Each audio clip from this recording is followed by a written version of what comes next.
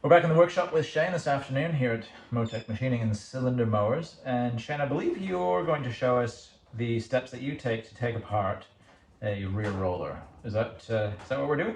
Yeah, and the reason for it, Michael, is it is can be a bit of a difficult one, and a lot of people have issues with it. I've seen many posts about people breaking them. A lot of people do. Yeah, all types of things. So this is my way of doing it, and I've never broken one. It was always the first. It's always the first time. Let's do it on video today. let's not.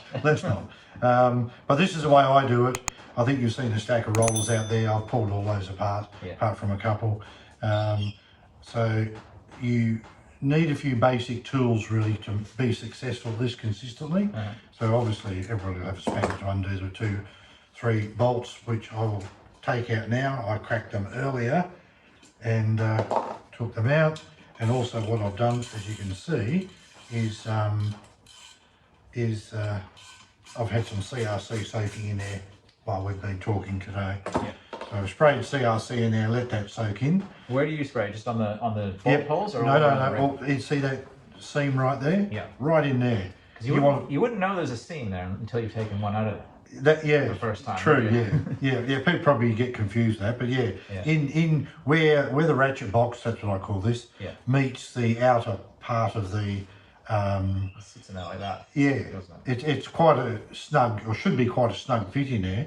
And certainly rust and crap over the years has made them, seize in there. So CRC that, leave it overnight if you can. Not a big issue for me. I do it fairly quickly. So CRC. One of these things here, not very expensive, really. These things are a godsend. I use it all the time. All my painting I do, when I paint frames, cradles, all that sort of stuff, all preheated with this. Really? Yeah. So, especially in this weather where it's so cold, the component's cold, so I just warm the component up before I paint. And of course it's got uses like this. So that's all you need to do, warm up the outside. They put out a reasonable amount of heat, so you don't have to go silly. What you're looking to doing is growing that drum. The thermal properties to expand that outer drum rather than... Exactly. So that's usually all you need. Then the other, and you can make one of these at home, slide hammer. Slide hammer, yeah. Invaluable. So you need to go into the spoke. And see, that's already come loose. That's just the heat. Yeah. There you go. In there pretty snugly. It's just, it was simple as that. That was rusted in there being... So you're pulling on the spoke with the little... Yes. Hollow. That's correct. So that's not too bad. It's in warm. So you need to go see where the spoke is there. You don't go too close to that edge. That's the weak part. See if you can see how that'll sit there. It's a bit thicker on that part. It'll grab that thicker part there, and you can manipulate it by holding it on an angle. So you're pulling on that and not trying to pull on the thin section there. But as you can see how easy that came apart, and that's contributed by, you can see where the CRC's got in. And if it hasn't, it's got right in that lip, hasn't it? And you're in a hurry, the heat will soon poke the CRC down there. So that's all you need to do. And I've never broken one before. You see this one's never been apart, Michael. You've got spiders and all sorts in there. There's all sorts. And really that's all you need to make it happen. You see how that's grown a little? With the, it's a little bit warm. And that's what you're doing. You're just growing the outside diameter, breaking that freeze from here. And you can put a reasonable amount of heat in there, just as you saw me, not silly. If it doesn't come out the first time, then just add some more CRC and go around it with the slide hammer. Just tap all the way around. Yep. So if you can get in underneath like that, it's even better on the strength part.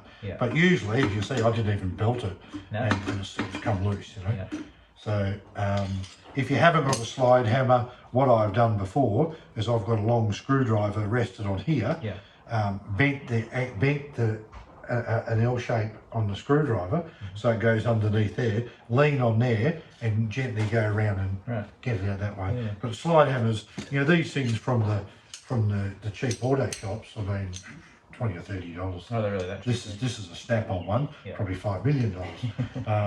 I used to use this for the spigot bearing in the end of the crankshaft on the race car engine. Right.